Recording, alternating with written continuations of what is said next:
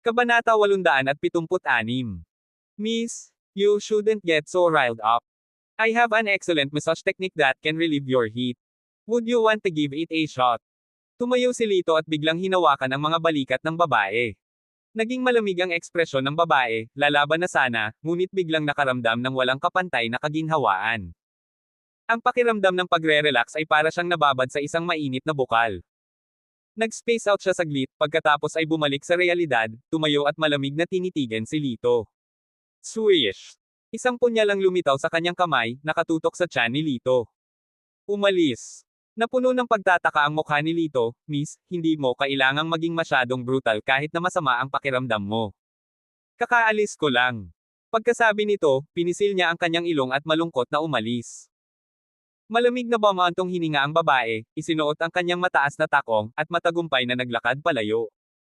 Gayunpaman, ngumiti lang si Lito sa kanyang sarili, tinitingnan ang USB drive sa kanyang kamay, at sinabing, "Got it." Bumalik siya sa kanyang orihinal na posisyon, habang si Yan Rainey ay curious na nagtanong, "Master, ano ang espesyal sa babaeng iyon?" Nagkibit balikat si Lito, "Hindi mo ba naisip na hinaharas ko siya? Paano kaya iyon?" Yan Rainey pouted, "Kung magbibihis ako, hindi ako mas pangit sa kanya, at Master, wala kang interes sa akin, kaya paano niya mapuko ang iyong interes?" Ang kanyang mga mata ay kumikislap, habang siya ay bumubulong, maliban na lamang kung mayroon siyang espesyal sa kanya na nakaakit sa iyo.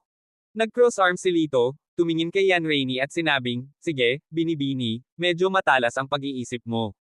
Gayunpaman, hindi ligtas dito. Tatalakayin natin ang mga detalye kapag nakarating na tayo sa isang lugar na ligtas." Tumango si Yan Rainey, at saka nagpatuloy sa pagkain ng kanyang noodles. Sa sandaling iyon, nakaparada sa labas ng tindahan ng pansit ang isang military jeep na halos 10 minuto na doon. Sa loob ng jeep ay may nakaupong isang lalaki at isang babae, parehong nakasuot ng camouflage uniform at nakaupo. Mukhang nasa 25 taong gulang ang babae. Wala siyang suot na cap, nakaistilo ang kanyang buhok sa isang malutong na bob cut, at medyo madilim ang kanyang kutis. Sa kanyang malalaking mata at mataas, prominenteng ilong, ang kanyang titig ay masigla at matindi, na nag-aambag sa isang pangkalahatang napakalakas na hitsura. Ang lalaki ay mukhang halos 40, na may maikling balbas, nakasuot ng cap ng militar. Ang kanyang balat ay tanned at weather-beaten, na may malalalim na linya na nakaukit sa kanyang mukha, malinaw na matanda sa mga taon ng pagkakalantad sa mga elemento. Siya na kaya talaga. Isang dismayadong boses ang umalangaw-ngaw mula sa babae sa kotse. May hawak siyang litrato, at ang lalaking nasa loob nito ay walang iba kundi si Lito. Sumulyap siya sa larawan, pagkatapos ay sa tindahan ng pansit, pinagkukumpara at kinukumpirma kung ang dalawang lalaki ay iisang tao. "Walang pagkakamali, hinding-hindi ako magkakamali," deklare ng lalaki. Ang babae, na tila nagbitiw sa kanyang kapalaran, ay nagbuntong hininga na may naiinis na mukha, bakit nga ba nahanap ni Old Chin ang lalaking ito? Gaya ng nakita mo, hayagang nanliligaw siya sa mga babae, nakaka-touch-feely. Siya ay walang iba kundi isang lecher. Nagsalita ang nasa katanghaliang gulang na lalaki, "Wala tayong magagawa tungkol dito. Siya ang taong kinuha ni Old Chin. Kailangan nating makipagtulungan. Tara na." Dahil doon, binuksan ng lalaki ang pinto ng kotse at lumabas. Sa kabila ng panghahamak na makikita sa mukha nito, walang choice ang babae kundi ang sumunod sa kanya. Umalis sina Lito at Yan Rainey sa tindahan ng pansit. Paglabas pa lang nila ng pinto, dalawang tao ang hamarang sa kanilang daan. "Uy, ikaw si Lito Argel, tama?" Bago makapagsalita ang nasa katanghaliang gulang na lalaki, ang babae ay nagtanong sa medyo pag-alit na tono. Sinulyapan ni Lito kung paano nakasuot ang dalawa at mabilis na nalaman ang kanilang pagkakakilanlan, "Ikaw ba ang tagapag-ugnay?" Tumango ang nasa katanghaliang gulang na lalaki, "Sige, sundan mo kami, Mr. Argel." Tumango si Lito at lumingon kay Yan Rainey, "Let's go." Napasulyap ang babae kay Yan Rainey at nginisyan, "Wala pa akong nakitang nagdala ng babae sa kampo ng hukbo. Kakaibang tanawin. Anong bastos mo?" Nagsalubong ang mga kilay ni Yan Rainey, handang sumagot. Sinabi ni Lito, "Yan Rainey, maging magalang." Si Lito ay palaging nagpapakita ng paggalang sa mga sundalo na nagtatanggol sa bansa, kaya't binalaan niya si Yan Rainey laban sa kawalang galang. Kahit nabigo si Yan Rainey, nang marinig niya ang mga salita ni Lito, nilunok niya ang kanyang mga pagsaway. Nang makapasok na sila sa kotse, nagsimulang magpakilala ang nasa katanghaliang gulang na lalaki, "Ang pangalan ko ay Ferguson Feng. Ako ang pangunahing namamahala sa pakikipag-ugnayan mo sa amin. Pagkasabi nito ay binigyan niya ng tingin ang babaeng nasa passenger seat. Nag-aatubili, sinabi niya, ang pangalan ko ay Lingasong. Ngumisi si Ferguson, sinusubukang bawasan ang tensyon, huwag maliitin si Linga dahil lang sa bata pa siya. Siya lang ang babae sa unit ng Special Forces namin, at maraming lalaki ang hindi niya kapareha. Napangisi si Yan Rainey. Lumingon si Linga, malinaw na hindi nasisiyahan, hindi ka naniniwala sa akin. Maaari tayong magkaroon ng kompetisyon kung hindi ka kumbinsido. Dalhin mo, hindi ako natatakot. Sagot ni Yan Rainey na nakataas ang isang kilay. Nang makita ang sitwasyon, mabilis na binago ni Ferguson ang paksa, Mr. Argel, ang aming sitwasyon ay apurahan kaya hindi kami binigyan ni Old Chin ng maraming impormasyon tungkol sa iyo. Gaano ka nakatagal sa militar? Mukhang bata ka pa. Tawagin mo na lang akong Lito. Mahina akong tumugon si Lito, kamakailan lang akong sumali sa militar, kaya ako ay isang baguhan. Nang marinig ito, bumilis ang tibok ng puso ni Ferguson. Muli siyang nagtanong, malamang nakahanga-hanga ang iyong akademikong record sa Akademya ng Militar, kung hindi, hindi ka papaboran ni Old Chin ng ganoon kabilas pagkatapos mong pumasok sa militar. Casual na sinabi ni Lito, sa totoo lang, hindi pa ako nag-aral sa isang military academy. Ano? Nang marinig ang tugon ni Lito, nagpalitan ng tingin sina Ferguson at Linga, na parehong hindi nakaimik. Isang rookie, na hindi pa nag-aral sa military academy, ay kwalipikadong lumahok sa tunay na labanan. Isang tuyong tawa ang ibinigay ni Ferguson, well. Malamang pinili ka ni Old Chin para sa iyong kakaibang kakayahan, di ba? Pabirong sumingit si Linga mula sa gilid, marahil ito ay ang kanyang pambihirang husay sa pagmamasahe. Masigasig niyang minasahe ang isang magandang babae kanina. Tumawa si Lito ng disarming, ang aking mga kasanayan sa masahe ay talagang top tier, gusto mo bang subukan ito? Isang pandidilat ang sumilay sa hugis almond na mga mata ni Linga at sinabi niya, galit na galit, hindi na kailangan. Pagkatapos niyang magsalita, ang kanyang isip ay abala sa pag-iisip tungkol sa kung paanong ang lalaking ito ay tunay na hindi nababago. Kapag bumalik sila sa kampo ng militar, tuturuan siya nito ng leksyon, ipapaalam sa kanya na dapat siyang umatras. Ang kotse ay umalis sa lugar ng lungsod, nagmaneho sa kahabaan ng maliit na kalsada sa loob ng kalahating oras, at isang higanting pintuang bakal ang lumitaw. Huminto ang sasakyan sa tapat ng bakal na gate, ipinakita ni Ferguson ang kanyang ID, gumagalang ang mga sundalo sa gate at pinadaan ang sasakyan. Nagpatuloy ang sasakyan papasok at tuluyang huminto sa harap ng isang hilera ng maayos na parang kwartel ng mga gusali. Pagkababa ng sasakyan, sinabi ni Ferguson kay Lito, ito ang aming pansamantalang base, ang mga kondisyon ay medyo simple, sana ay hindi ka tumutol. Umiling si Lito, walang problema. Sa gilid, ngumuso si Linga, dahil lang sa magalang siya ay hindi ibig sabihin na naisip niya na siya ay napakahalaga. Nang malapit na pagkatapos, isang grupo ng mga sundalo ang tumakbo, nakapana-panabik na sumisigaw, narito si Shen, ang dakilang Diyos. Ano? Ang malapit na laban ng Diyos, si Shen ang dakilang Diyos. Sa mga salitang ito, nagliwanag ang mga mata ni Linga. Tumango ang mga sundalo, oo, nasa shooting range siya, kung magmadali tayo baka makita natin siya. Susundan na sana si Linga ng mahigpit na paalalahanan siya ni Ferguson, Linga, huwag mong kalimutan ang iyong tungkulin, ikaw ang may pananagutan sa pang-araw-araw na buhay ni Lito at pagbibigay ng negosyo. Nang siya ay hahakbang pasulong, biglang huminto si Linga at pinandilatan si Lito, baka sa kanyang mukha ang pagkainis. Kasalanan niya ang lahat kung hindi niya masaksihan ang maringal na ugali ni Shen. Sinabi ni Ferguson kay Lito, okay, magiging abala ako ngayon. Sasabihin sa iyo ni Linga ang tungkol sa mga detalye. Tumango si Lito, at sinabing, ang sitwasyon ng Shao Dragon Team. Ikinaway ni Ferguson ang kanyang kamay, maaaring nahuli ang dalawang nawawala, ang dalawang nasugatan ay parehong nasa ICU, ang isa ay nakatakas sa panganib, habang ang isa ay nasa kritikal na kondisyon. Sinabi ni Lito, nais kong bisitahin sila. Ito. Kumunat ang noo ni Ferguson, medyo nababagabag, ang mga may direktang pakikipag-ugnayan sa organisasyong iyon at nakaligtas ay hindi maaaring makita ng random, maliban kung may pahintulot mula sa itaas. Naunawaan ni Lito, tila hindi sinabi ni Old Chin kay Ferguson na siya nga ang pinuno ng Shao Dragon Team. Direkta niyang kinuha ang kanyang telepono at tinawagan si Mark Chin, ipinapaliwanag ang sitwasyon. Ipasa ang iyong telepono kay Ferguson. Nang marinig ito, nagturo si Mark Chin. Ibinigay ni Lito ang telepono kay Ferguson, sinabing, may sasabihin sa iyo ang matandang Chin. Matanda. Matanda Chin. Natigilan sandali si Ferguson, kaagad na sinagot ang telepono, "Hello, Old Chin, please speak." Ferguson, dalhin si Lito upang makita ang dalawang sugatan sa ospital.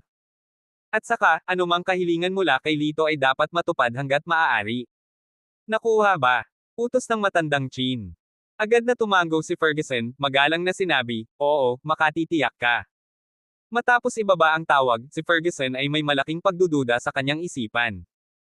Sino nga ba itong binatang nasa harap niya na labis na pinahahalagahan ng nakatatandang Chin? Pwede na ba tayong pumunta sa ospital? Tanong ni Lito. Tumango si Ferguson at sinabing, "Sumakay ka sa kotse, dadalhin kita sa ospital." Sumulyap si Lito kay Yan Rainey at sinabing, "Dito ka muna." Tumango si Yan Rainey at nanatili rin si Linga, dinala si Yan Rainey para maging pamilyar sa paligid. Makalipas ang 10 minuto, nakarating sila sa isang 3 palapag na gusali, na siyang ospital ng militar. Habang pinangunahan ni Ferguson ang ward, sinabi niya, "Huwag tingnan ang mga simpleng kondisyon dito, ngunit ang mga medikal na kagamitan ay ang pinaka-advanced at ang mga doktor ay ang pinakamahusay sa buong Timog Kanlurang rehiyon." Tumango si Lito at hindi nagsalita. Hindi nagtagal, lumapit ang isang doktor, nakipagkamay kay Ferguson, at sinabing, "Kumusta, dadalhin kita upang makita ang mga nasugatan." Pumunta sila sa labas ng intensive care unit, at sa pamamagitan ng salamin, nakita ni Lito si Monkilt. May tubo siya sa ilong, nakapikit ang mga mata, at mukhang nanghihina na, buti na lang at stable na ang sitwasyon at unti-unti na siyang nakaka-recover.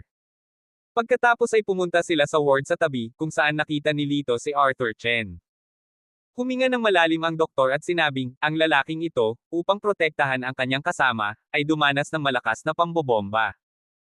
Halos lahat ng buto niya ay nabali, ang kanyang mga panloob na organo ay lubhang napinsala, at ang pinakamaaasahan na tansya ay malamang na hindi siya makatagal sa loob ng 12 oras.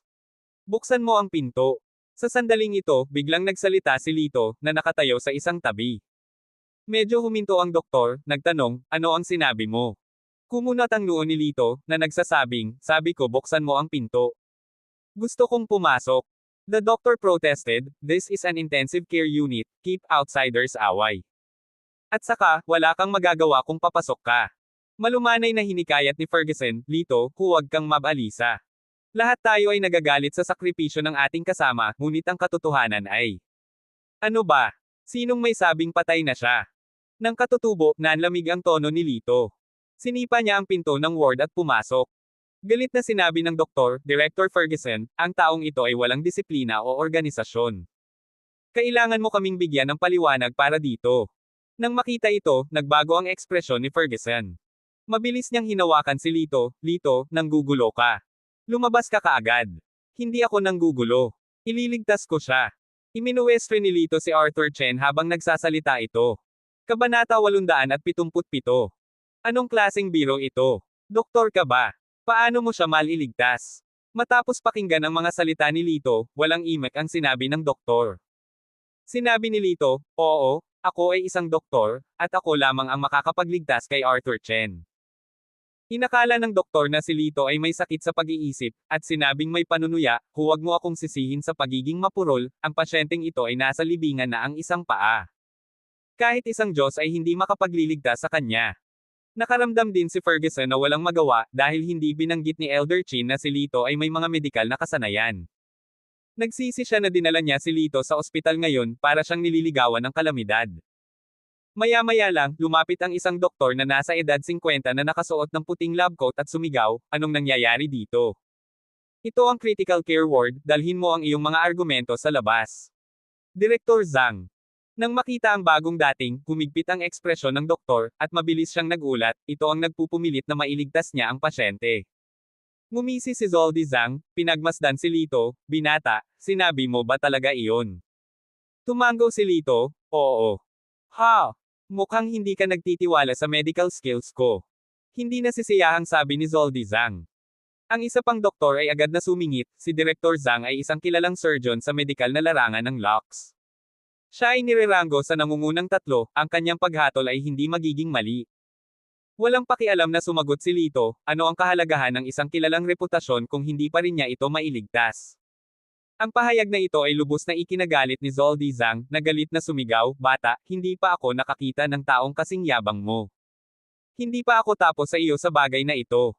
Ang pamilya ni Zoldy Zhang, na sumasaklaw sa 3 henerasyon, ay pawang mga surgeon. Nagtapos siya sa isang prestihiyosong unibersidad noong kanyang kabataan, nag-aral sa ibang bansa, patuloy na nag-aral, at lubos na iginagalang ng iba. Sa pagiging mapagmataas, hindi siya kailanman napahiya ng ganito. Nang makitang galit si Zoldy Zhang, napangiti si Ferguson. Si Zoldy Zhang ay isang highly sought specialist na pinaghirapan ng kanilang pamunuan para imbitahan. Kung siya ay bumangga dahil sa mga aksyon ni Lito, sila ay nasa malaking problema. Director Zhang, huwag kang magalit. Si Lito ay bago dito, hindi alam ang ating mga protocol, nakangiting paghingi ng tawad ni Ferguson Feng, bago bumaling kay Lito. Mabilis na humingi ng tawad kay Director Zhang. Gayunpaman, hindi lang siya pinansin ni Lito at diretsyong naglakad patungo kay Arthur Chen. Nagsisimula ng mena si Ferguson Feng. Humakbang siya pasulong, inabot niya ang balikat ni Lito. Gayunpaman, sa susunod na sandali, ang kanyang pulso ay nahuli. Naramdaman niya ang isang malakas na puwersa na tumulak sa kanya pabalik, na pilit na intindihin ang nangyari. Ano sa lupa? Kitang-kita sa mukha ni Ferguson Feng ang pagkagulat. Noon, binawi ni Lito ang kumot ni Arthur Chen, tinanggal ang mga butones ng kanyang kamiseta at nagpasok ng pilak na karayom sa kanyang dibdib. Kuya, nandito ako para iligtas ka, mahina niyang bulong. Nang makita ito, hinampis ni Ferguson Feng ang kanyang noo. Ito na ang wakas. Kung hindi ito nagdudulot ng gulo, ano ito? Nagpasya siyang tawagan si Old Chin sa ilang sandali at hayaang umalis si Lito. Hindi niya kakayanin ang gayong sundalo. Sa gilid, nagmamadaling sinabi ng doktor, Director Zhang, hahayaan na lang ba natin siyang magkagulo ng ganito? Gayunpaman, hindi sumagot si Zoldy Zhang, ngunit bahagyang nanginig ang kanyang mga mata. Ang kanyang mga mata ay mahigpit na nakatuon sa kamay ni Lito na pumapasok sa mga karayom, at ang kanyang mga tingin ay puno ng pagtataka. Bagamat si Zoldy Zhang ay isang kanluraning doktor, nagkaroon ng mga henerasyon ng mga doktor sa kanyang pamilya, at medyo pamilyar siya sa traditional local medicine. Napansin niya sa isang sulyap na ang pamamaraan ng karayom ni Lito ay napakakinis at tila hindi basta-basta. Mayroon ba talaga siyang paraan? Bulong ni Zoldy Zhang sa kanyang sarili, biglang naging medyo nag-aalangan. Director Zhang, dapat ba nating hilingin ang isang tao na lumapit at itaboy ang batang ito? Tanong ng doktor sa tabi niya. Teka lang, tingnan na lang natin kung anong mangyayari. Ikinaway ni Zoldy Zhang ang kanyang kamay, ang kanyang tingin ay hindi umaalis sa pilak na karayom sa kamay ni Lito. Nagulat ang doktor sa tugon ni Zoldy Zhang, ngunit hindi ito ang lugar para magkomento. Patuloy lang niyang pinagmamasdan si Lito. Pinanood ni Ferguson Feng ang eksenang ito na parang wala. Ngunit dahil hindi galit si Director Zhang, iyon ay isang silver lining sa gitna ng hindi magandang sitwasyon. Sa tabi ng kama ng pasyente, mabilis na nagpasok si Lito ng 108 karayom. Sa oras na ito, ang buong katawan ni Arthur Chen ay natatakpan ng mga pilak na karayom sa mga mahahalagang acupuncture point. Sa huli, bahagya niyang pinitik ang isa sa mga buntot ng karayom, at isang himala ang nangyari. Ang iba pang mga pilak na karayom ay nagsimulang manginig, na parang nasa ilalim ng kontrol ng ilang di nakikitang puwersa. Ang hindi nakikita ng mga ordinaryong tao ay ang isang daloy ng enerhiya ay mabilis na gumagalaw sa buong katawan ni Arthur Chen, kaya nagiging sanhi ng panginginig ng mga pilak na karayom sa kanyang mga acupuncture point. Kasabay nito, agad na nagbago ang data sa kagamitan sa pagsubaybay. Mabilis na bumuti ang pisikal na kondisyon ni Arthur Chen. Kamangha-manghang. Ganap na kamangha-manghang. Hindi napigilan ni Zoldy Zhang ang sumigaw, walang tigil na pumalakpak. Ang doktor sa tabi niya, nalilito, nagsimulang pumalakpak. Isa lang itong himala. Napabugan ng mahabang hininga si Lito. Basang-basa na ang kanyang noo sa pawis. Habang nakahinga siya ng maluwag, bigla niyang napansin na mahigpit na nakakuyom ang kanang kamay ni Arthur Chen. Parang may hawak siya. Binuksan ni Lito ang kanyang kamay, at nakita ang isang metal na badge sa loob. Si Arthur Chen ay nakahawak sa bagay kahit na wala siyang malay. Ito ay dapat na napakahalaga. Mabilis na ibinulsa ni Lito ang bagay nang walang pumapansin. Pagkatapos, ibinoling niya ang kanyang mga mata kay Director Zhang, ang mga pilak na karayom na ito ay kailangang manatili sa kanyang katawan sa loob ng 12 oras. Walang sino man ang pinapayagang hawakan ang mga ito. How dare you? Sino ka para utusan si Director Zhang ng ganito? Galit na saway ng doktor. Hoy, Lando, huwag kang bastos. Ang ugali ni Zoldy Zhang ay naging 180 degree, lumakad palapit kay Lito, tumawa siya at sinabing, Bata, maaari ko bang itanong kung kanino mo natutunan ang mahusay na tradisyonal na lokal na kasanayan sa medisina? Sinulyapan siya ni Lito at sinabing, ang aking master ay isang hamak na doktor ng bansa. Hahaha. Dahil ayaw mo talagang sabihin, hindi na kita tatanungin pa. Pero nakikita ko na medyo malalim ang traditional local medical knowledge mo, can you clarify some doubts for me? Sinabi ni Zoldy Zhang na may nakangisi ng ngiti. Isang ganap na pagbabago mula sa dati kung saan iniwan ang mga doktor sa malapit na halos malaglag ang kanilang mga panga sa pagkabigla. Nang makita ang kanyang palakaibigang saloobin, si Lito, na tinatansya na medyo may kaalaman, ay bahagyang tumango, walang problema. Pagkatapos, bumaling kay Ferguson Feng, sinabi niya, babalik ako, saglit lang. Bagamat hindi malinaw kay Ferguson Feng ang sitwasyon, nakita niyang mukhang kontento si Direktor Zhang, kaya't ipinalagay niyang walang issue. Mauna ka na, hihintayin kita dito, tumango siya. Nanatili si Lito sa opisina ni Zoldy Zhang ng 2 oras. Nang siya ay umalis, si Zoldy Zhang ay nakayuko at kumakamot, nakahawak sa kamay ni Lito, nang hihinayang sa kanyang pag-alis. Nako, Kuya Argel, parang nahuli talaga ang pagkikita natin. Pagkatapos ng 2 oras na pag-uusap, marami na sa aking mga katanungang medikal ang nasagot. Tiyak, ang bagong henerasyon ay higit sa dati. Hindi napigilan ni Zoldy Zhang ang pagsasalita, nagsalita ng mga papuri kay Lito. Mahinhin na sinabi ni Lito, masyado kang mabait. Gusto kong hilingin sa iyo na alagaan mo ang aking 2 kapatid. Agad na sumagot si Zoldy Zhang, syempre, binata, maaari kang maging ganap na walang pag-aalala. Pagkatapos magpaalam kay Direktor Zhang, umalis sa ospital sina Lito at Ferguson Feng. Tinapik ni Ferguson Feng ang kanyang balikat at tumawa, magaling, Little Argel, hindi ko inaasahan na magiging ganito ka. Isang mahinang ngiti ang pinakawalan ni Lito, tulad ng inaasahan. Pagkatapos ng insidenteng ito, medyo bumuti ang opinyon ni Ferguson Feng kay Lito. Sa oras na bumalik sila sa tirahan, natagpuan nila ang isang malaking pulutong na nagtipon, na madalas na nagbubulungan. Saglit lang kaming nawala, anong ginagawa ng mga to ngayon? Lumapit si Ferguson Feng na nasa likod ng kanyang mga kamay at sumunod si Lito. Sa pagtulak sa karamihan, nakita nila sina Yan Rainey at Lingga na nakikipaglaban. Nakatayo sila sa isang mabuhangin na lupa, na parehong natatakpan ng buhangin, na nagpapahiwatig na ang labanan ay nagpapatuloy ng ilang sandali. Si Lingga, na tumutulo ang pawis mula sa kanyang noo, ay nakasuot lamang ng vest, ang kanyang muscular figure ay kitang-kita. Mariin niyang tinitigan si Yan Rainey. Dahil ayaw umatras, itinapat ni Yan Rainey ang 2 kamao sa antas ng dibdib, na patuloy na sinusuri ang kanyang kalaban. Sa sandaling ito, sinamantala ni Yan Rainey ang isang pagkakataon at tinutukan ng sipa ang mukha ni Lingga. Isang matagumpay na ngiti ang ipinakita ni Lingga habang hawak niya ang bukong-bukong ni Yan Rainey. Bumagsak ang 2 sa lupa at nagsimulang magbuno. Kumunat ang noo ni Ferguson Feng at sinabing, it's enough to go as far as needed. Sinong gustong paghiwalayin sila?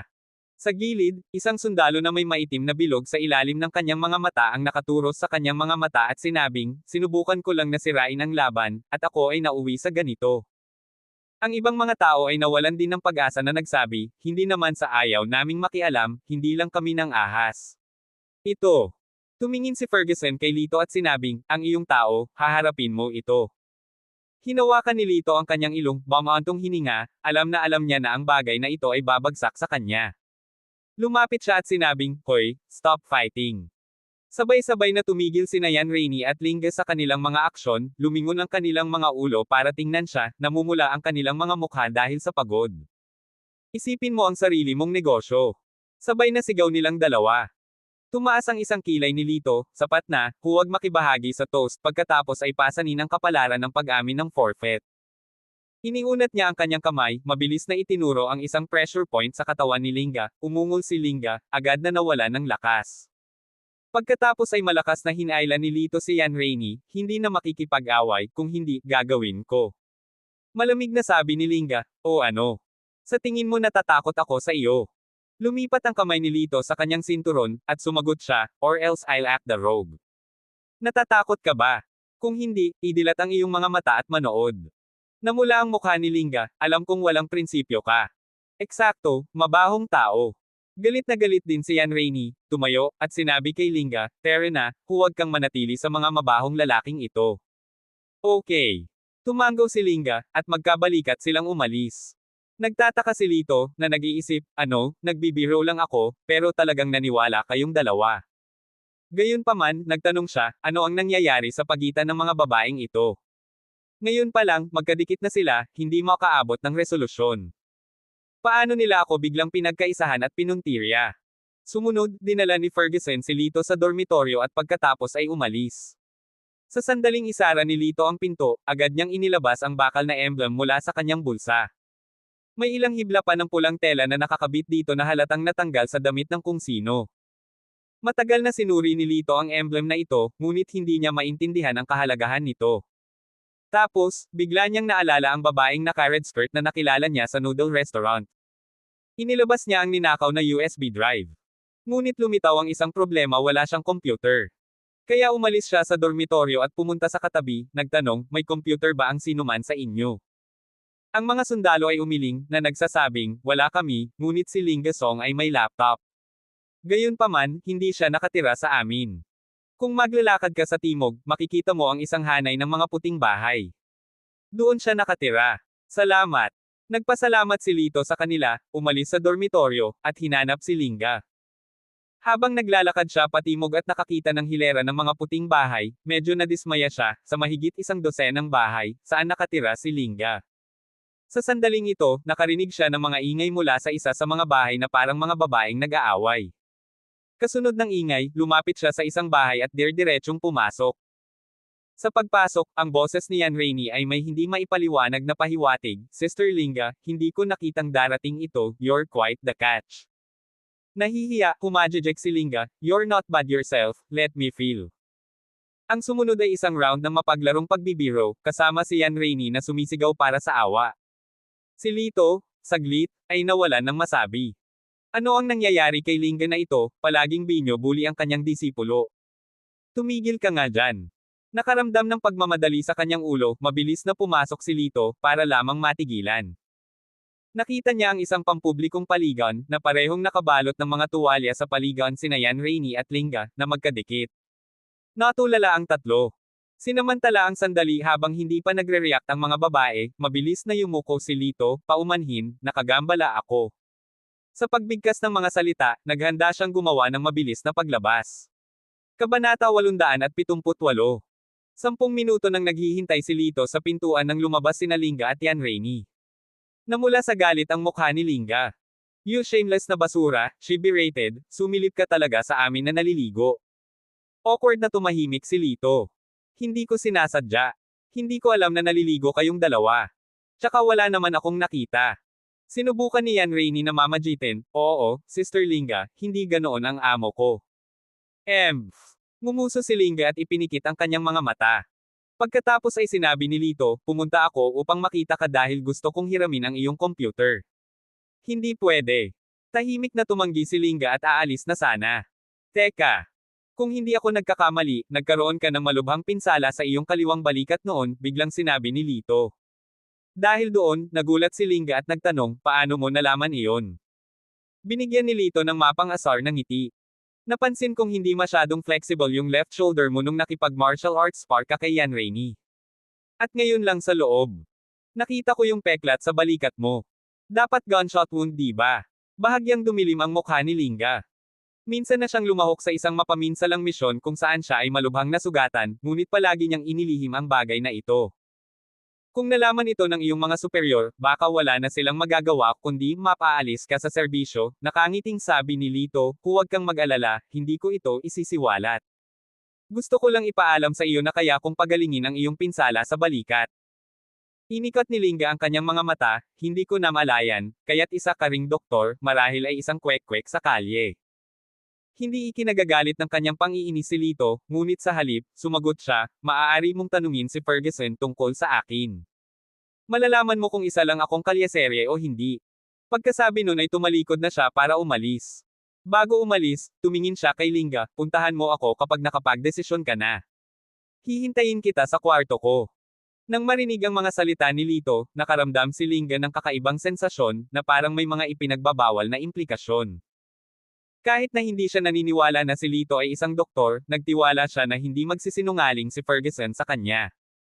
Kaya hinayaan ni Linga na umuwi muna si Yan Rainey habang hinanap niya si Ferguson. Sa loob ng opisina, tumingin si Ferguson kay Linga at nagtanong, ano ang maitutulong ko sa iyo? Binabati siya ng may paggalang, sinabi ni Linga, gusto kong magtanong tungkol sa isang bagay. Sinabi ni Lito na siya ay isang doktor. Sinabi niya kung nag-aalinlangan ako, dapat akong pumunta sa iyo para sa pagpapatunay. Sa pag-aakalang pagtatawanan ni Ferguson ang bagay na iyon, nagulat siya nang tumango ito, Linga, maniwala ka man o hindi, kahit ako ay nahihirapang paniwalaan ito kung hindi ko ito nakita sa aking sarili. Pagkatapos, ikinwento niya sa kanya ang pangyayari tungkol kay Lito sa ospital. Nang marinig ito, kahit na nag-aalinlangan si Linga, wala siyang pagpipilian kundi tanggapin ang katotohanan. Nang bumalik si Lito sa dorm, nakita siya ng katabi ng Special Forces na sundalo na walang dala at tumawa, si Linga ay isang kilalang Thorny Rose. Huwag kang malungkot dahil lang hindi ka makahiram ng computer sa kanya. Bahagyang ngumiti si Lito bilang tugon, hindi magtatagal, siya mismo ang magdadala ng computer sa akin. Nagde-daydream ka. Ang mga salita ni Lito ay nagdulot ng isang masigasig na tawa mula sa ilang mga sundalo ng espesyal na puwersa, na nag-aakalang nagyayabang lamang siya.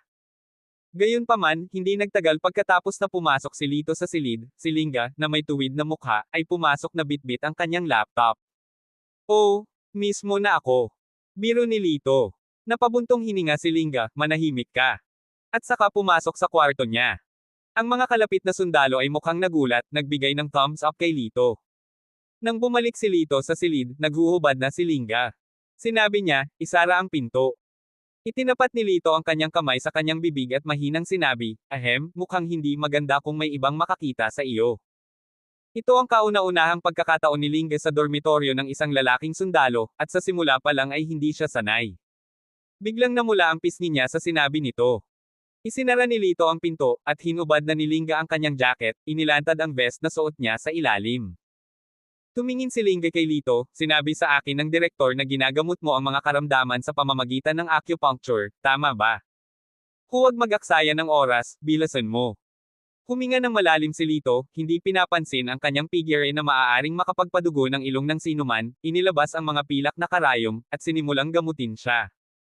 Ang lumang pinsala ni Linga ay hindi isang malaking bagay para sa kanya, at ang unang sesyon ng paggamot ay natapos pagkatapos ng kalahating oras.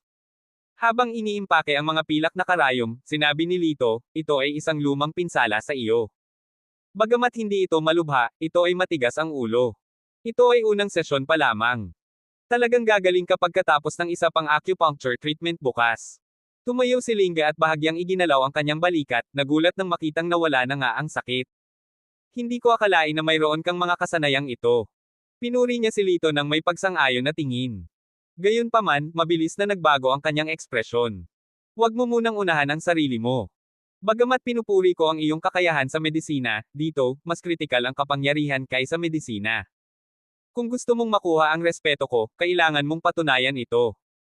Ngumiti nang walang pakialam si Lito. Wala akong kailangang patunayan sa iyo. Nanunuya si Linga. I think you're just too scared. Look at you, all soft and delicate. If we really go to a battlefield, I won't waste my energy to protect you. With that, naglakad siya palayo ng nakataas ang ulo. Tungkol sa mga salita ni Linga, si Lito ay tumugon lamang ng isang casual na ngiti. Wala siyang hilig na makipagtalo sa kanya o interes. Ang kanyang mga iniisip ay nakatuon lamang sa nilalaman ng USB drive. Ipinasok niya ang USB sa computer, at sa pagbukas nito, lumitaw ang isang military deployment map. Kumunat ang noo ni Lito. Tila may nunal, at ang babaeng iyon sa pulang palda ang contact niya. Kaagad, ipinaalam niya kay Mark Chin ang tungkol sa bagay na ito. Nang marinig ang balita, natigilan si Mark Chin at nagbabala, hindi maliit na bagay ito. Manahimik muna ngayon. Sumagot si Lito, naiintindihan ko. Kumunat ang kanyang mga kilay, sinabi ni Mark Chin, ang pangunahing gawain natin ngayon ay hanapin ang nunal. Kung hindi, kahit anong plano natin, malalaman ng kabilang panig ang bawat detalye. Iminungkahi ni Lito, may plano ako. Kasunod nito, isiniwalat niya ang kanyang plano kay Mark Chin. Nang marinig ito, tuwang-tuwang tinapik ni Mark Chin ang mesa, ito ay isang magandang plano. Lito, isa kang tunay na henyo sa militar. Kinabukasan, pumunta muna si Lito sa ospital para tanggalin ang mga tahi ni Arthur Chen. Magiliw siyang binati ni Zoldy Zhang, nagpumilit na makipag-chat muli kay Lito.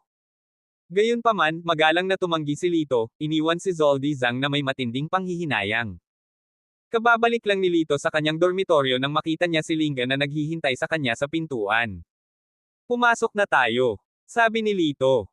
Tumalikod si Linga at pumasok sa silid habang ang kawal ng mga espesyal na puwersa na nakatira sa katabi ng dorm ay nagbigay ng isa pang thumbs up kay Lito.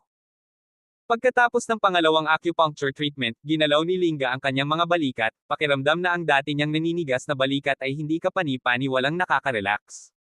Kahit ano, salamat. Sabi ni Linga, nakatingin kay Lito. Ibinalik ang kanyang notebook computer, ngumiti si Lito at sinabing, huwag mong banggitin, ngayon pa lang tayo. Maya-maya lang, tumunog ang assembly bugle sa labas. May mission tayo, tara na. Sa seryosong ekspresyon, binigyan ni Linga si Lito ng makahulugang tingin at pagkatapos ay mabilis na lumabas. Si Lito at siya ay dumating sa plaza, naghintay para sa lahat ng mga sundalo na magtipon. Inihayag ni Ferguson sa lahat, mga ginoo, natukoy na namin ang eksaktong lokasyon ng organisasyong iyon. Plano naming maglinis sa loob ng kalahating oras. Bumalik kayong lahat at maghanda muna. Oo. Sabay-sabay na tugon ng lahat. Makalipas ang 15 minuto, nagpadala si Ferguson Feng ng isang tao upang hanapin si Lito, na nagsasabing mayroong isang sitwasyon. Nagpunta sina Lito at Linga sa opisina ni Ferguson. Ang galing. Sabi ni Linga ng may labis na pananabik, sila ang naging sanhi ng pagkawala ng maraming kasamahan, sa wakas ay makakaganti na tayo. Sa tabi niya, misteryosong ngumiti si Lito, hindi namin alam ang lokasyon ng organisasyong iyon. Anong sabi mo? Si Linga ay lubos na nataranta. Bahagyang ngumiti si Lito at sinabing, ito ay talagang isang diskarte, na nilalayong linlangan ng isang especially iya na maaaring kasama natin. Kung talagang may especially iya sa kanilang hanay, pagkatapos marinig ang utos na ito, susubukan nilang ihatid ang mensahe sa kanilang mga kasabwat sa loob ng kalahating oras. Sa puntong ito, wala na silang kailangang gawin. Kailangan lang nilang maghintay ng matyaga. Nang marinig ang paliwanag ni Lito, nagulat si Linga na bumuka ang kanyang bibig, hindi niya inaasahan na magiging ganito ang katotohanan. Sa tabi nila, itinuro ni Ferguson ang monitor, na nagsasabing, tingnan mo ito. Sa monitor, ang isang binata ay palihim na sumilip sa paligid, ang kanyang sombrero ay napakababa, ang kanyang mukha ay hindi malinaw. Di nagtagal, gumawa siya ng isang mahusay na paglukso ng walang kahirap-hirap tumalon sa ibabaw ng bakod. Talagang may insider. Nagbago ang mukha ni Linga at sinabing, kuhulihin ko siya. Dahil doon, tumakbo siya palabas, at mabilis na sumunod si Lito. Pagdating sa bakod, umakyat si Linga at tumalon palabas, napapikit si Lito. Sa isang maliit na burol, nakita nila ang isang figure na tumatakbo sa unahan. Hindi siya dapat tumakas. Ninatngat ni Linga ang kanyang mga ngipin sa determinasyon. Sa hindi inaasahang pagkakataon, sa sandaling ito, ang lalaking nasa harapan ay biglang huminto, tumalikod, at hinarap si Linga. Then, with a flick of his hand, may lumabas na handgun, nakatutok sa kanila. Ngayon lang niya na-expose ang mukha niya. Ito ay isang binata, hindi matangkad, na may maitim na balat, at isang partikular na maitim na pares ng mga mata. Hindi ako makapaniwala na nahulog ako sa bitag mo. Baka sa mukha ng lalaki ang pagkainis, I have to say, the person who devised this plan is quite clever. Seryoso ang ekspresyon ni Linga habang tumaas ang kanyang boses, huwag kang tumutol at sumuko ngayon. Bakit ako susuko? Alam ko ang lokasyon at anggulo ng bawat surveillance camera, hindi ko pa naipakita ang mukha ko, at sinadya kong binago ang poster sa paglalakad. Bukod sa inyong dalawa, walang nakakaalam kung sino ako. Tinanggal niya ang safety catch sa kanyang baril at munition, so, ang kailangan ko lang gawin ay patayin kayong dalawa, then my identity will remain a secret forever. Tumingin si Lito sa kalaban, kailangan niyang aminin, ang lalaking ito ay isang maselang palaisip, isang mabigat na kalaban.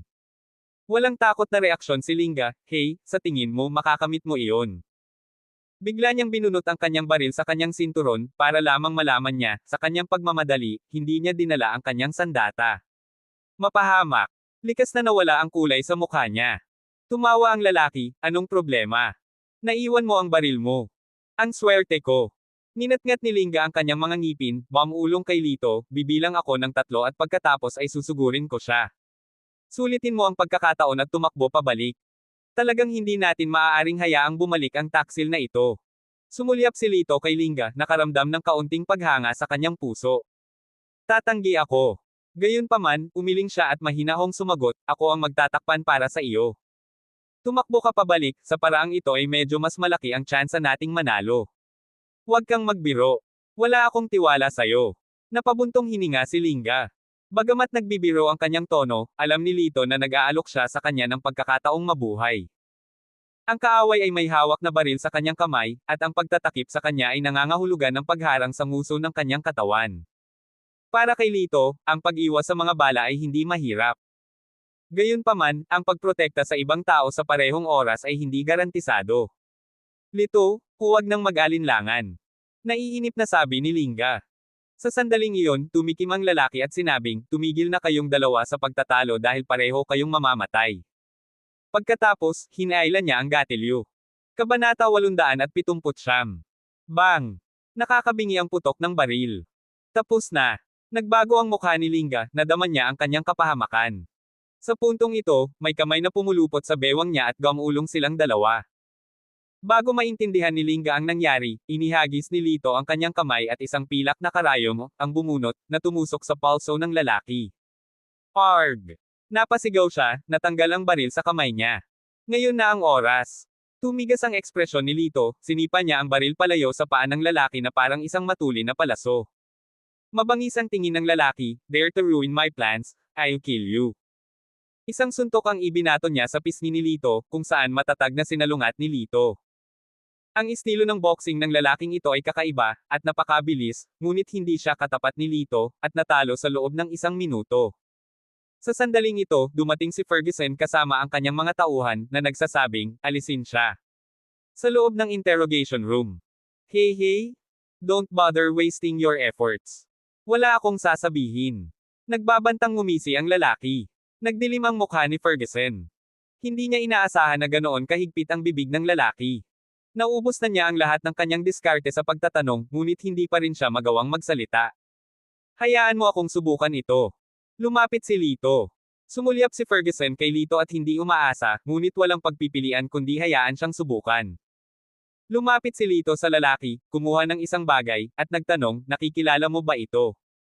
Ang bagay ay sa katunayan ng bakal na emblem na mahigpit na hawak sa kamay ni Arthur Chen. Lumiwanag ang ekspresyon ng lalaki. He scoffed coldly and said, I don't recognize it. Kahit saktan mo ako. Bahagyang ngumiti si Lito. I suggest you start talking. Once I make my move, you'll regret ever being born. Haha, sino ka sa tingin mo? Sa tingin mo matatakot ako sayo.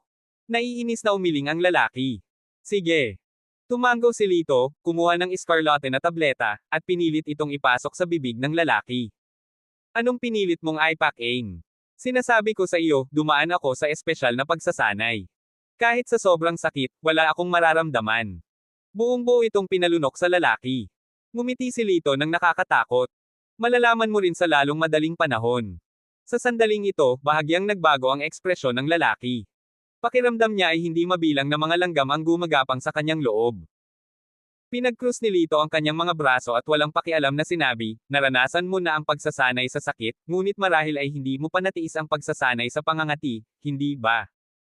Pagkasabi niyon, umupo siya sa isang upuan, naka-cross legs, naghihintay sa palabas na mangyayari.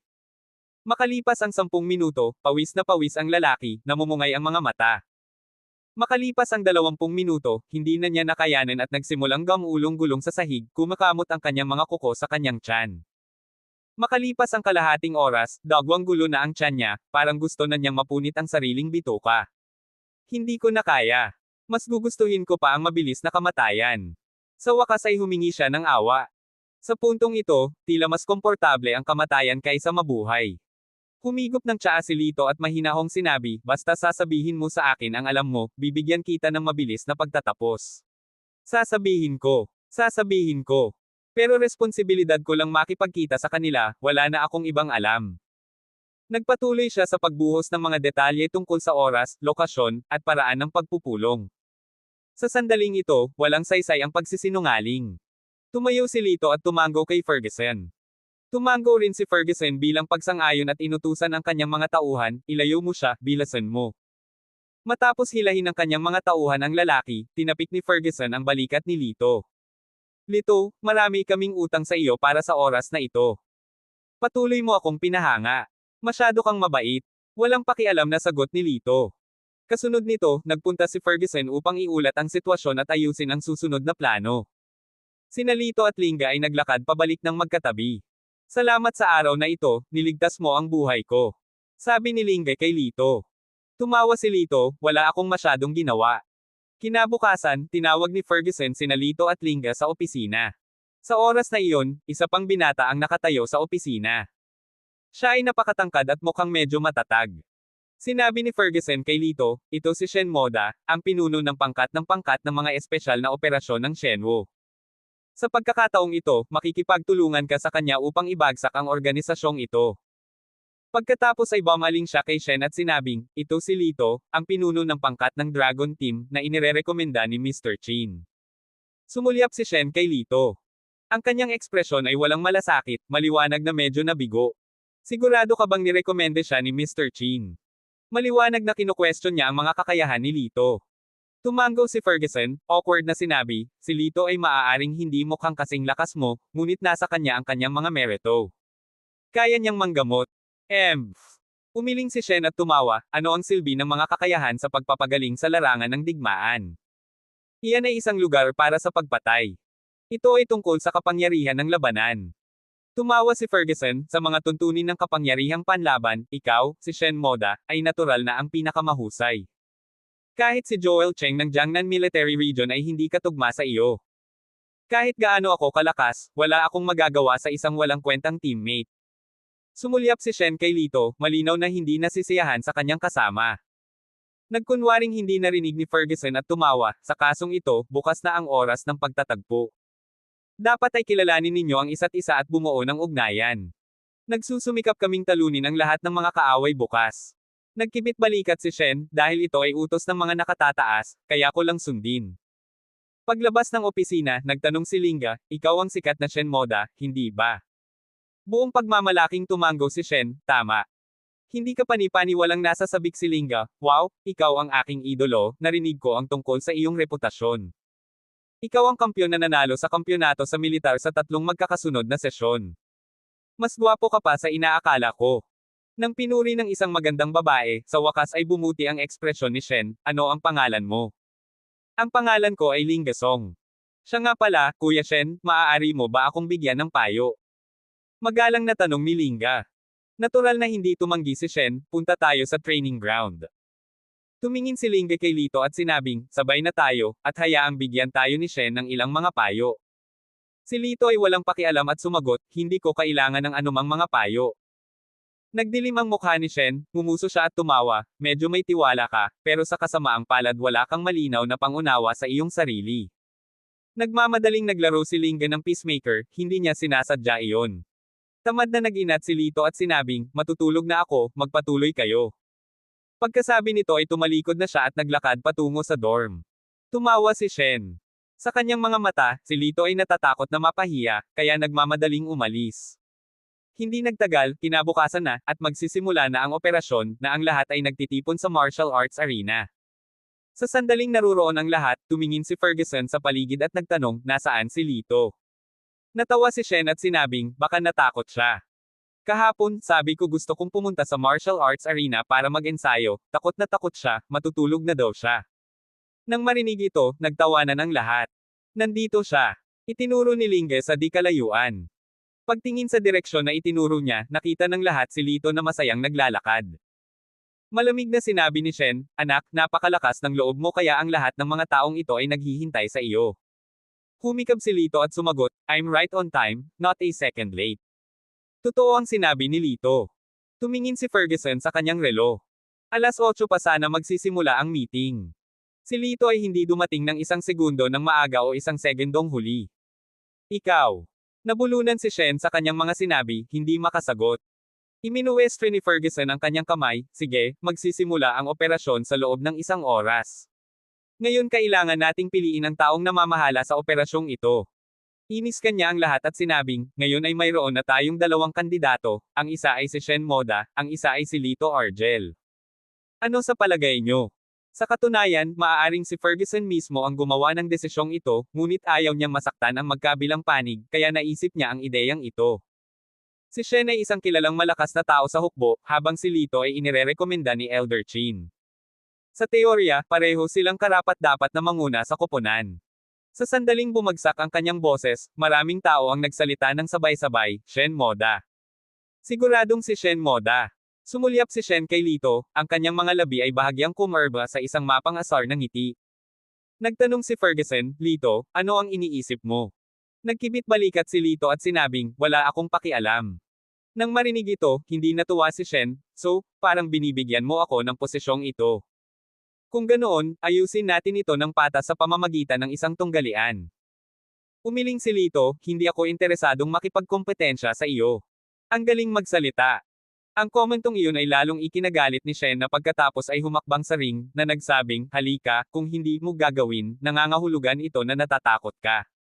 Lito, bilasan mo at ipaliwanag sa dakilang Diyos Shen na hindi iyon ang ibig mong sabihin, mabilis na depensa ni Lingge kay Lito. Pagkatapos ng lahat, iniligtas ni Lito ang kanyang buhay kahapon. Hindi niya kayang tumabi at panoorin siyang binugbog ng dakilang Diyos Shen. Nalilitong depensa ni Lito, ang ibig kong sabihin ay ang sinabi ko, ano ang dapat ipaliwanag. Ipinadyak ni Lingga ang kanyang paa sa pagkadismaya. Ang taong ito ba ay isang walang isip? Hindi ba nakipag-away lang siya kay Great God Shen? Hindi nakita kayang harapin. Siya retreating sa gilid. Ang taong ito ay puno ng mainit na hangin. Exactly, parang wala siyang pakialam sa Great God Shen. Tingnan mo siya. Oh, ang kahangalan ng kamangmangan. Ang ibang mga sundalo ng espesyal na puwersa ay umiling sa panghahamak kay Lito. Malamig na sabi ni Shen, kung hindi ka makipagkompetensya sa akin, ibig sabihin ay mababa ang tingin mo sa akin, makikipagkompetensya ka ba o hindi? Nang walang ibang mga pagpipilian, si Lito ay kailangang humakbang pasulong. Sinabi ni Ferguson Feng, mayroon tayong napipintong aksyon, maging katamtaman at huwag saktan ang isa't isa. Director Feng, makatitiyak ka, ang maliit na ehersisyo ay wala sa akin. Sumagot si Shen ng buong kumpiyansa. Walang pakialam na nagtanong si Lito, ano ang pinaglalabanan natin? Saglit na nag-isip si Lingga, pagkatapos ay iminungkahi, bakit hindi kayo makipagbuno sa braso? Maihahambing nito ang lakas at maiwasan ang pinsala. Maglakas loob ka ba? Tumingin si Shen kay Lito. Tumanggo si Lito, oo naman. Tumawa si Shen at umiling, iniisip sa sarili, anak, pagsisisihan mo ito. Hinubad niya ang kanyang jacket, inilantad ang kanyang vest sa ilalim. Ang kanyang dalawang braso ay lumitaw na parang bronze, ang pinalaking kalamnan ay umaalo na parang isang serye ng mga burol. Ang kalamnan na ito ay kamangha-manghang. Maraming tao ang napasigaw sa paghanga. Itinukod ni Shen ang kanyang siko sa mesa at sinabi kay Lito, Kuya, sabihin mo sa akin kapag hindi ka na makahawak, natatakot ako na baka maduraj ko ang iyong kamay. Hinawakan ni Lito ang kanyang kamay, bahagyang ngumiti, iyan mismo ang sasabihin ko sa iyo. Tumawa ng mapanlinlang si Shen, nagbibiro ka ba? Napakaraming tao ang umiiling sa gilid, bumubulong, ano ang ihahambing, malinaw kung sino ang mas malakas. Siguradong mananalo ang Diyos Shen. Sa pagtunog ng sipol, nagsimula ang laban, kasama sina Shen at Lito na sabay na nagpuwersa. Sa kabila ng resulta na tila isang foregone conclusion, lahat ay excited pa ring sumigaw, labanan mo. Sa simula ng laban, napaka-relax ni Shen, iniisip na ang pagkatalo kay Lito ay magiging isang piraso ng cake. Pero makalipas ang ilang segundo, medyo nagbago ang ekspresyon ng mukha niya. Kabanata 880. Ginamit ni Shen Moda ang kanyang buong lakas, para lamang malaman na hindi niya matitinag si Lito. Paano ito magiging posible? Dahil sa pagkadismaya, naisip niya sa sarili, mukhang mahina ang batang ito, walang paraan para maging ganito siya kalakas. Pugiling ng kanyang mga ngipin ng palihim, nadagdagan niya ang kanyang lakas. Gayunpaman, ang kamay ni Lito ay tila gawa sa bakal, at hindi ito may galaw ni Shen. Namula ang mukha ni Shen, bahagyang nanginginig ang braso niya dahil sa sobrang pagod. Anong nangyayari? Hindi kasing lakas ng batang ito ang God Shen. Nang makita ang eksenang ito, inihayag ng karamihan ang kanilang mga pagdududa. Isang bahagyang ngiti ang ibinigay ni Lito, ito na ba ang lakas ng God Shen? Inis na sagot ni Shen, huwag kang maangas. Kahit hindi kita matalo, hindi mo rin ako matatalo. Hey! Bahagyang tumawa si Lito, biglang nagpuwersa sa kanyang kamay. Bam! Direktang idiniin ang kamay ni Shen, na tumama sa mesa. Napabuntong hininga ang karamihan dahil sa gulat, hindi makapaniwalang nakasulat sa kanilang mga mukha. Tumayo si Shen, humihingal, halatang pagod. Noontog si Lingge sa balikat ni Lito, binigyan siya ng isang makahulugang kindat, well, hindi kita napagtanto bilang isang matigas na tao. Magpahinga ka ng kaunti, malapit na tayong umalis. Umiling si Lito, hindi ako pagod. Ang kanyang mga salita ay walang alinlangan na isang sampal sa mukha kay Shen, na halos pagod na pagod. Anak, sinasadya mo ba to? Anong laro mo? Iritadong sabi ni Shen. Kumunat ang noo ni Lito, hindi ako naglalaro. Sa totoo lang, hindi ko masyadong pinaghirapan ang sarili ko ngayon lang, masyado kang mahina. Ikaw. Puno ng galit ang mukha ni Shen. Huwag kang mag-abala sa pakikipagtalo sa batang ito, Shen. Sa larangan ng digmaan, ito ay hindi tungkol sa hilaw na lakas, ngunit husay. Hindi siya maaaring maging kapareha mo. May sumingit. Oo, malamang may kaunting lakas lang ang batang ito, wala na. Isa pang nagsalita. Ang karamihan ay nagpahayag ng kanilang suporta para kay Shen. Bahagyang lumambot ang mukha ni Shen, kung tutuusin, siya ang 3 beses na kampyon ng kompetisyon sa martial arts ng militar, tiyak na hindi siya matatalo sa batang ito. Sinabi ni Ferguson, dahil nanalo si Lito, siya ang manggenguna sa koponan. Dapat sundin ng lahat ang kanyang mga tagubilin. Gayunpaman, walang tumugon. Narinig mo ba ako? Tinaasan ni Ferguson ang kanyang volume. Ilang nakakalat na boses lang ang sumagot, naririnig ka namin. Walang pakialam si Lito tungkol dito. Ang tanging focus niya ay hanapin ang taong nanakit kay Arthur Chen at pagkatapos ay iligtas ang 2 pang nawawalang kasamahan. Makalipas ang 1 oras, umalis na ang lahat. Ang tagpuan ay isang maliit na tea house. Mayroong higit sa 1 dosina sa kanila, lahat ng mga miyembro ng espesyal na puwersa ay nakasuot ng casual na kasuotan at nakakalat sa paligid ng tea house. Hindi nagtagal, dumating ang takdang oras at 2 tao ang nagpakita, isang matandang lalaki at isang babae. At ang babaeng iyon ay siya ring nakatagpo ni Lito noong nakaraang pagkakataon. Nang makita ang matanda, bahagyang kumunat ang mga kilay ni Lito. Sa paghusga sa kanyang bilis, siya ay isang master na itinago ng mabuti ang kanyang mga kakayahan. Dapat ba tayong kumilos ngayong nagpakita na sila? May nagtanong sa pamamagitan ng walkie-talkie. Tumugon si Lito, maghintay tayo ng kaunti pa. Nanunuya si Shen, wala ka bang karanasan sa mga ganoong operasyon? Ngayon ang pinakamahusay na oras. Kung maghihintay pa tayo, tataas ang kanilang hinala kapag wala silang nakitang tao doon. Shen's right. We should charge straight in. Hindi magkakaroon ng chance na makatakas ang 2, sang-ayon ng iba. Sinabi ni Lito, hindi, ang matandang iyon ay hindi madaling pakitunguhan. Huwag kang padalos-dalos. Ang kanyang mga salita ay nakatanggap ng paghamak mula sa iba. May bamulong, ang duwag. Ngumisi si Shen, si Lito, isa lang itong matandang lalaki, at tinakot kanya nang wala sa iyong talino. Kung ito ay isang larangan ng digmaan, sigurado akong mababasa mo ang iyong pantalon. Pagkatapos ng ilang sandali ng katahimikan, sinabi ni Lito, hindi ako natatakot, gusto ko lang masiguro ang iyong kaligtasan. Hey, hindi na kailangan. Kung nakinig kami sa iyo, hindi kami magkakaroon ng pagkakataong magtagumpay ngayon. Ngumisi si Shen, na nagsasabing, lahat, sumunod sa akin. Lito, kung natatakot ka, manatili ka. Sa kanyang utos, ang lahat ay umangkas patungo sa lalaki at babae. Hindi ito maganda. Umiling si Lito, nagpakawala ng buntong hininga. Natagpuan ito ni Linggen na kakaiba. Alam niyang hindi duwag si Lito, kaya bakit siya naging maingat? Problema ba talaga ang matanda? Pinili niyang pakinggan ang mga salita ni Lito at iwasang magmadaling pumasok ng walang ingat. Pinalibutan ng mga espesyal na puwersa ang matandang lalaki at babae. Malakas na sinabi ni Shen, kami ay mula sa militar ng Luxmen. Pareho kayong napapalibutan. Huwag lumaban. The old man crossed his arms behind his back, looking unflustered. I was wondering kung bakit wala akong nakitang tao. So we've been found out. Ngumisi ang babae at tumingin ng masama sa kanilang paligid, sa tingin mo para lang kaming basura. Nagdilim ang mukha ni Shen, lahat, dalhin silang buhay. Dinagsa sila ng lahat.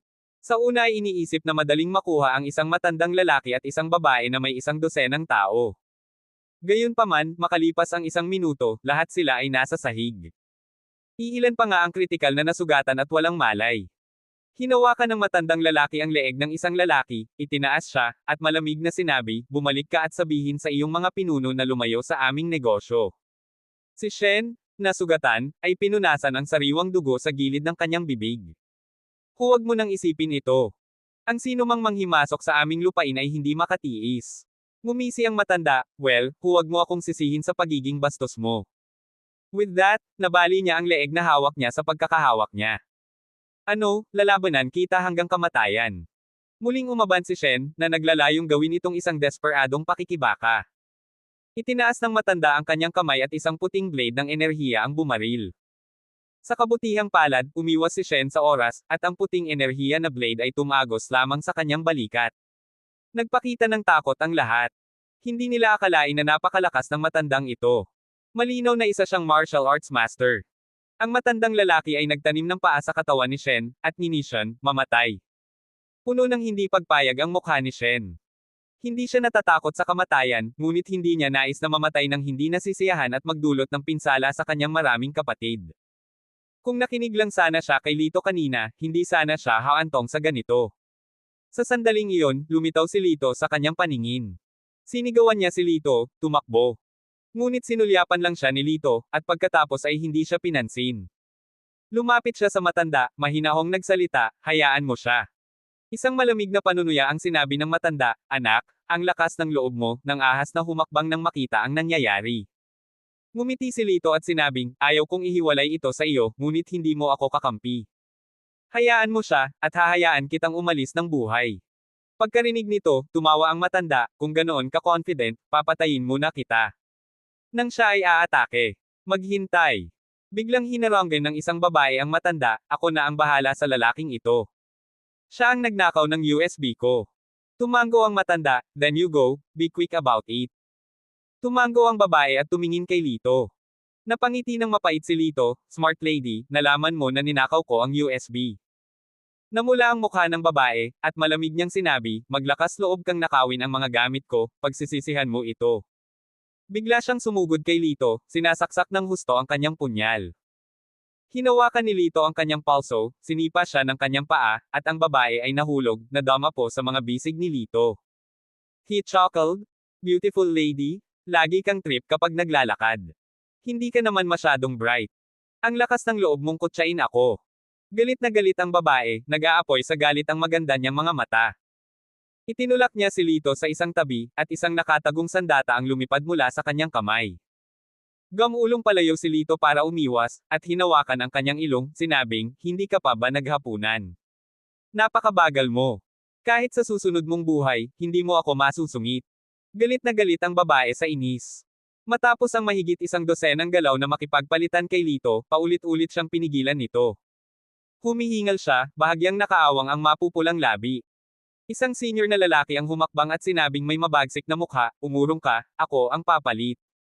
Umiling si Lito, hindi sapat ang lawak ng lugar na ito. Magpalit tayo ng ibang lokasyon, para mas ma-enjoy natin ang labanan. Good. Kung gusto mo. Malamig na tawa ng matanda.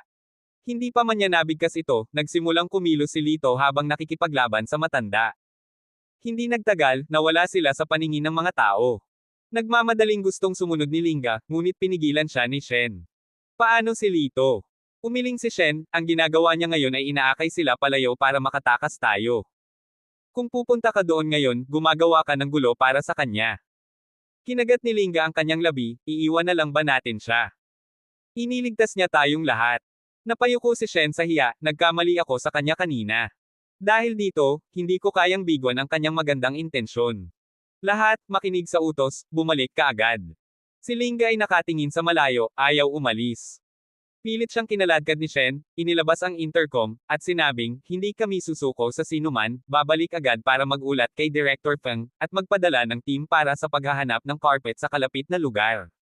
Si Lito at ang matanda ay patuloy na nag-aaway hanggang sa makarating sila sa labas. Nang sila ay nasa isang pagkapatas, isang hindi nakikitang dart ang tumusok sa likod ni Lito. Kung hindi siya nakaiwas ng mabilis ay tinusok na nito ang puso niya. Lumuhad si Lito sa isang tuhod, nakaramdam ng pamamanhid sa kanyang katawan, na naging sanhi ng kanyang pagkahilo. Isang malamig na tawa ang pinakawalan ng babae, bastos, hindi kami masunurin sa panuntunan mo, nakakalaso ng dart na ito, sige at matulog ka na. Ibinuko ni Lito ang kanyang bibig upang magsalita, ngunit nawala ng malay bago siya makapagsalita. Nang magising siya, natagpuan niya ang kanyang sarili sa isang kubo na pawid, ang kanyang katawan ay mahigpit na nakagapos ng lubid ng abaka. Sa labas, nagsasalita ang mga tao, kahit na hindi sa dialekto ng bansang Lux. Isang kislap ng kasiyahan ang sumiklab sa gilid ng labi ni Lito. Ang plano ay gumana. Sinadya niyang malason at makapasok sa kanilang base. Sa sandaling iyon, itinaas ang kurtina ng damo at pumasok ang babae. Siya ay nakadamit ng mga dayuhang damit. Ang kanyang crimson halter top ay tumambad sa kanyang slim waistline, na nagpatingkad sa kanyang kaakit-akit na figure. Sinusundan ng mga mata ni Lito ang bawat galaw niya. Dumilim ang mukha ng babae. Kinuha niya ang isang letigo mula sa malapit, "I'll will you to death if you keep staring." Napangiti si Lito, ang mabugbog hanggang mamatay dahil sa paghanga sa iyong kagandahan. Worth it. Bamantong hininga ang babae. Inihagis niya ang isang piraso ng papel at panulat sa harap ni Lito, na nagtatanong, saan matatagpuan ang iyong kampo ng militar? Iguhit ang iyong ruta. Kung hindi, magdurusa ka. Kasabay nito, kinuha niya ang isang letigo. Gayunpaman, si Lito ay nanatiling stoic at sinabi sa babae, "Ako ay isang taong tumutugon sa kabaitan, hindi sa puwersa. Ang iyong paghagupit ay walang epekto sa akin. Maliban kung sasayaw ka para sa akin at tawagin akong mahal na asawa. Sa iyong panaginip." Sa isang matalim na titig, itinaas ng babae ang kanyang letigo at marahas na hinampas ito sa katawan ni Lito. Gayunpaman, ang kanyang katawan ay tila nilagyan ng tanso at bakal. Pinatama niya ito ng 100 beses, pagod na halos mamatay, ngunit wala man lang bahid ng marka sa kanya.